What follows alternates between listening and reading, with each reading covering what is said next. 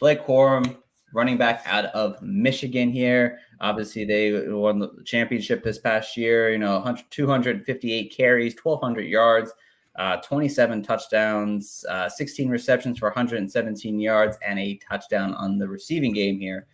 Coach Tyler, how do you feel about Blake Corum? I like Blake Corum. I don't want to sound like someone who's only going to base stuff off size. 5'8", 5'8", 205 doesn't really get me overly excited, but we've seen his body of work and what he can do in a true rushing offense. And, there is a guy who knows him very well who's now coaching the team out in LA. And everything that's been talked about since he ended up with that job, talking about Harbaugh, for those that haven't caught on to that, the only thing, or not one, the only thing, but one of the main things that's been talked about is, hey, Austin Eckler was gone. They have an open running back room. They've got this run-heavy offense that is supposedly going to come with them. And they've got this running back who just ran it to a T. And so I think size doesn't help him, but seeing his body of work and what he's able to do really pushes him over for me. I still have him sitting here at he's between my RB4 and my RB6. It depends on the day and how I'm really feeling about him. But he is a guy, I don't think that his burst is going to really intrigue anyone. He's not, overly fast. I think he ran within the 4.5s at the combine. But his production profile speaks for itself. That Michigan team was those Michigan teams were fantastic Michigan teams. And he is a good running back, and he is a intelligent running back. What he might lack in the physical in terms of size, he makes up for with his brain and the way that he's able to understand timing in running schemes. And so he's a guy that, again, we're talking about these guys, him being my RB4 through RB6. That's not, go draft him in the second round.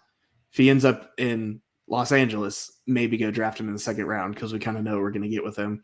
But he's just a guy that I look at his production and it sort of makes me forget about his size.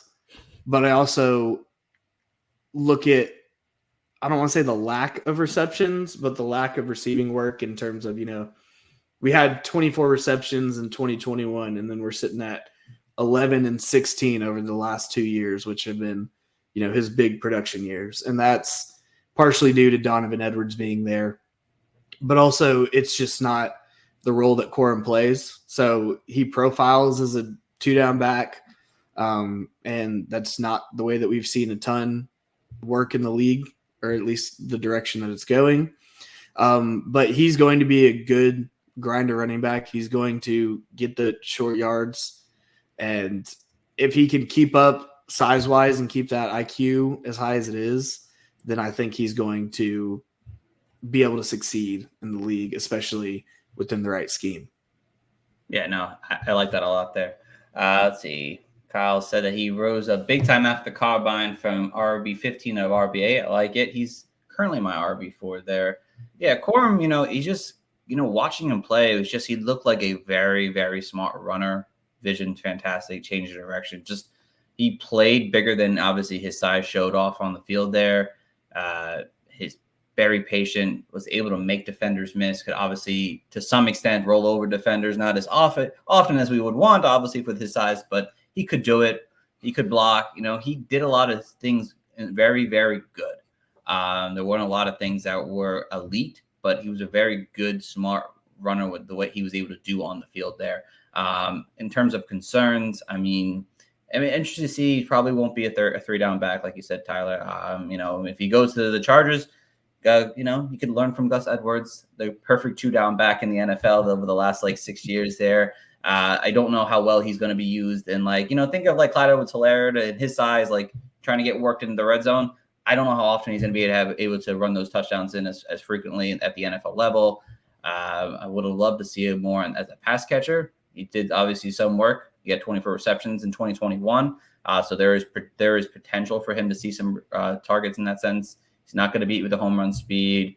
He doesn't have the overall power. And then lastly, it's like he has a lot of carries on him already. I don't really like running backs that always have a lot of carries because that usually means shorter windows for them at the NFL level here. Obviously, he's been linked to the Chargers, which would put him in a fantastic situation, obviously. But yeah, I think situation for me will matter a little bit with Corum. I think if he ends up in the situation that I do like, that will really boost his value for me in drafts. But overall, I feel like he does a lot of good things, not too many terrible things.